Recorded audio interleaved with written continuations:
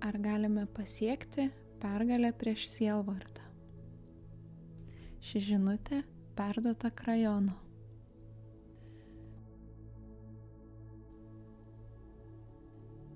Sveiki, mielieji. Pradedame gilintis į tai, ką pavadinome naujojo amžiaus dovanomis ir priemonėmis. Naujasis amžius iš tikrųjų nėra naujasis amžius. Tai laikmetis, kuriuo mes pavadinome pokytį.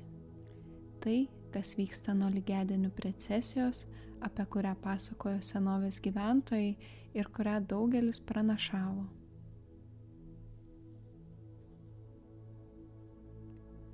Galbūt prisimenate, kad 2012-aisiais tai buvo kryptingai pasirinkta, o vėliau nuo tada šioje planetoje matėme pokyčius, apie kuriuos atvykau jums papasakoti prieš 33 metus.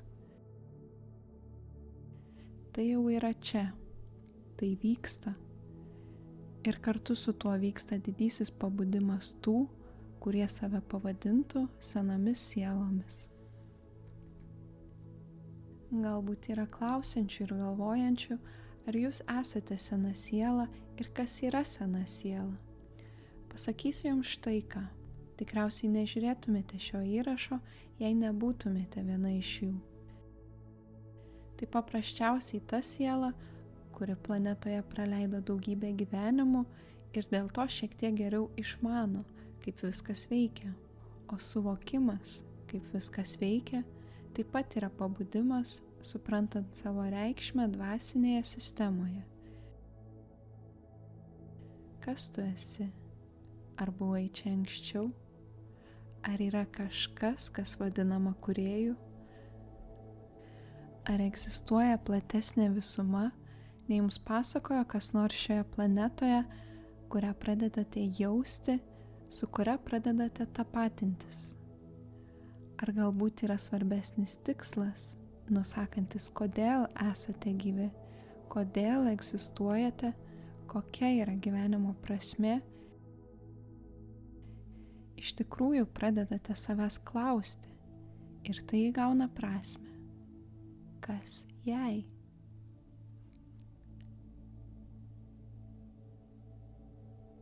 Prieš jūs buvo kur kas daugiau nei jūs manote. Mes kalbame apie šiuos aspektus ir kalbame apie žmogaus prigimtyje glūdintį gerumą ir atjautą, skaistumą. Visi šie dalykai, jei nepastebėjote, pradeda ryškėti. Ir yra tokių, kurie tam prieštarauja, ir mes jau sakėme jums beveik kiekviename kontaktavime, kad ši šviesa, kuri pradeda sklisti planetoje, susiduria su tais, kurie to nenori. Jie norėtų ją nušluoti. Jie norėtų pasakyti, kad visi šie judėjimai nukreipti į nesąžiningumo nebuvimą ir visi šie judėjimai nukreipti į esmę, kuri priklauso vientisumui, bet ne tam, kaip buvo milijardą metų, kad šie dalykai galbūt yra tik blyksniai, kurių neturėtų būti. Yra tokių, kurie nori jų atsikratyti, prieš jiems įsigalint visuomenėje ir tampant kažkuo, ko visuomenė iš tikro nori. Visa tai todėl, kad yra investavusiųjų į tamsiąją energiją. Jie investavo ją todėl, kad ji laiko žmonės tamsoje, senoje energijoje, o ne prabudimo energijoje, kuri sukurs naujus lyderius, naujas veikimo kryptis ir naujas sistemas. Yra daugybė dalykų, kurie pakeistų tai, kaip viskas veikia. Amžinos, tvarios energijos sistemos, nenaudojant jokių planetos išteklių. Kaip jums tai?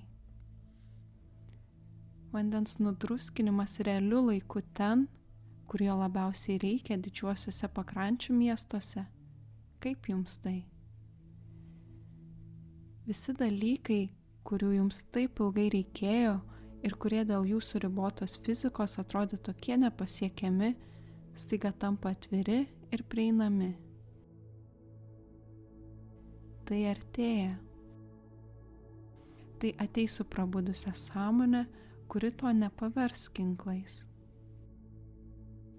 Tai ateina.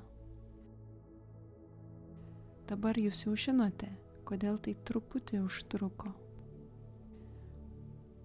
Dovanos ir priemonės, apie kurias kalbame, yra tos, kurios ateina su prabudusią sąmonę. Iki šiol jums davėme 2, o ši yra 3. Šie dalykai reikalingi ir būtini nuraminti tai, kas yra buvimo žmogumi dalis ir su kuria kai kurie iš jūsų turi sunkumų. Kartais į tai žiūrima kaip į priemonę, kartais kaip į dovaną. Šį kartą tai bus laikoma dovana. Pasakysiu jums, įvardinsiu ją ir jūs suprasite, kodėl.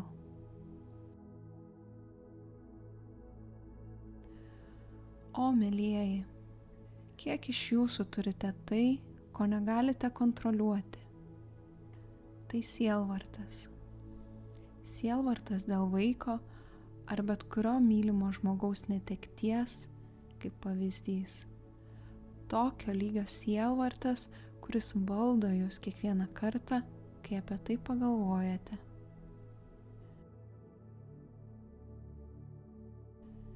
Jūs galvojate apie neteisybę ir kreipiatės į Dievą, sakydami, kodėl aš, kodėl jie. Tai širdies juoduma, kuri jūs nuolat aplanko.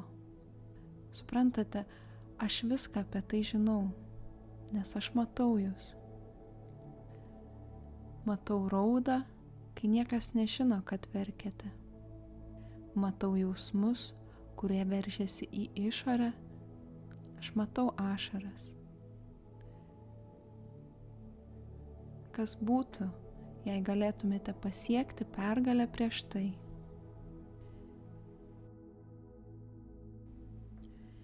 Prisiminimai gali egzistuoti be liūdesio.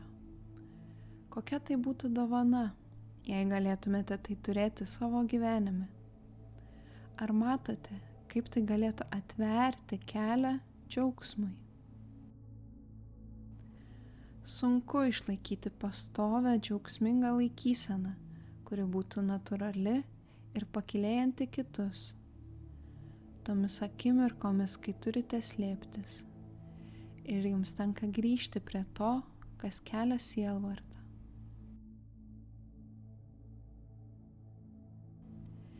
Yra tiek daug būdų, kaip tai veikti. Ir psichologai, ir psichiatrai, jie praleidžia daug laiko bandydami padėti tiems, kurie išgyvena tokias emocijas. Tai būdinga žmonijai. Ir aš dabar sakau jums, kaip prabudusiai senai sielai, kad jūs galite tai nugalėti.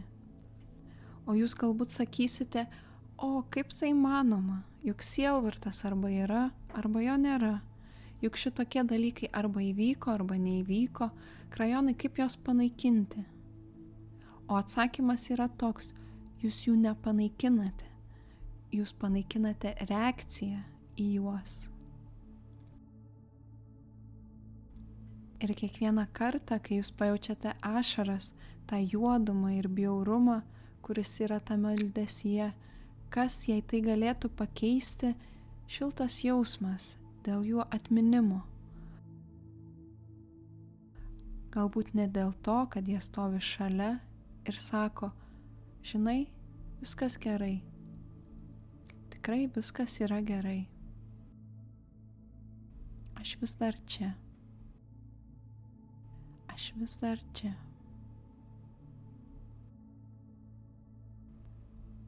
Kas jei galėtumėte tai pasiekti? Kas jei galėtumėte tai patirti nuolat ir taip realiai, kad daugiau niekada nebegrįžtumėte į tą tamsią vietą, o vietoj to atsidurtumėte meilės kupinoje vietoje?